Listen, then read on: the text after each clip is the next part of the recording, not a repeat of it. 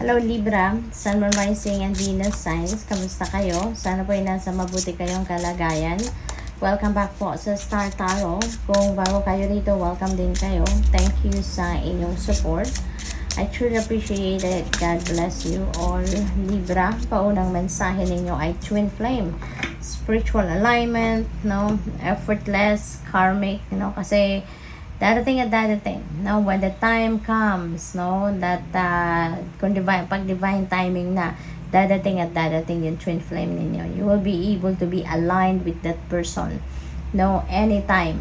Kapag handa na, kapag ready na ang lahat, kapag yung divine timing dumating na, no? Kahit nasaan ka, kahit ano pa ang inyong ginagawa, when it's about time na para ma-meet mo si Twin Flame, yan ay magaganap, yan ang mangyayari, no? What else? At maaring yung panahon na yan ay ngayon, no? Libra. So, gifts. Meron kayong mga regalong matatanggap, no? Sa ngayon, that could be, tangible or non-tangible. Masusurpresa kayo sa mga regalong itong matatanggap ninyo. Okay? What else? We have karma. Ayan, karma is at play. No, it's always at play. At ngayon, ayan, nagbubukas ng bagong opportunity ang portal na ito para sa iyo. Possible na dati siguro kayo yung laging naghahatid ng bagong opportunity sa mga tao. Kayo yung laging nakakatulong sa ibang tao. At ngayon, maaaring kayo naman ang magre-receive ng kung ano man ang inyong binibigay sa iba. So ngayon, mayroong mga new opportunities din na dadating sa iyo. No? It's about time na din na ikaw din yung magkaroon ng oportunidad para sa pagbabagong buhay or sa pag-embrace ng mga bagong sitwasyon or bagong experiences sa buhay ninyo. Okay? We have healing. Listen to your heart. Love is the greatest healer. It has the capacity to balance and heal your emotions, thoughts, and perceptions, which in turn will heal you physically. Your angels are here with you and will help dissolve your fears. Trust in the power of love to guide you, and your life will magically transform. This card is confirmation that healing is occurring right now. Ayan. So, you are receiving, that healing energies ngayon. Ano man ang iyong sitwasyon, Libra, maaring meron kayong kailangang mag-heal na emotional turmoil or emotional na problema or physical, regardless kung ano man ang inyong sitwasyon na kailangan ng healing.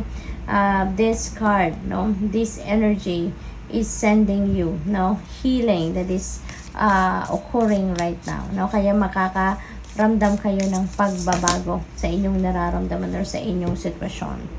We have prayer. Ayan. So, may padala sa inyo na prayer na pwede ninyong i-recite ang universe. Libra. So, kung gusto niyo itong i-pray, you can you can screenshot, yung prayer na to. Or, pwede rin ninyo mang basahin na, take a pause sa video at basahin ninyo ito if you would like to say this prayer. Sabi rito, Dear God, help me always to remember that this present life is but a fleeting moment within eternity. Help me always to remember that this life is but a dream. Help me always to remember that you exist within everyone and everything.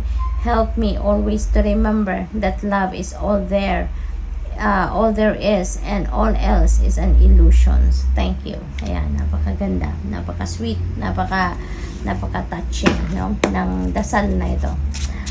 What else for Libra? Ano pa ang mga mensahe para kay Libra sa ngayon?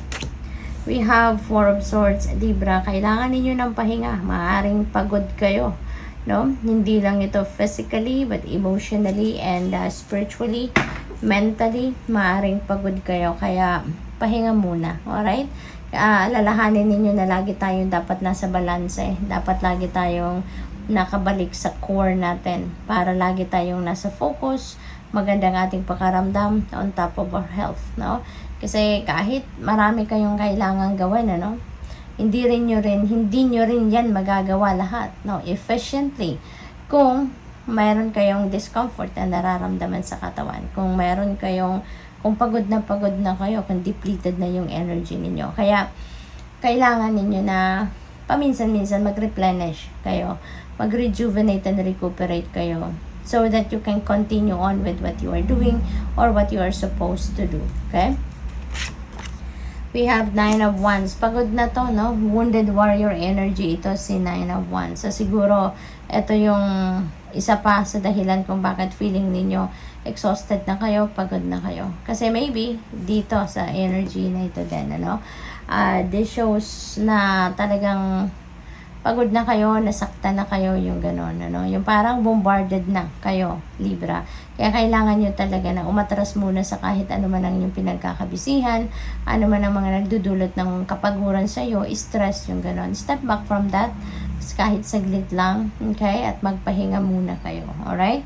Eto, gusto nyo nang sumuko, no? Pahinga lang, hindi kailangang sukuan ng tuluyan ang kung ano man ang inyong ginagawa.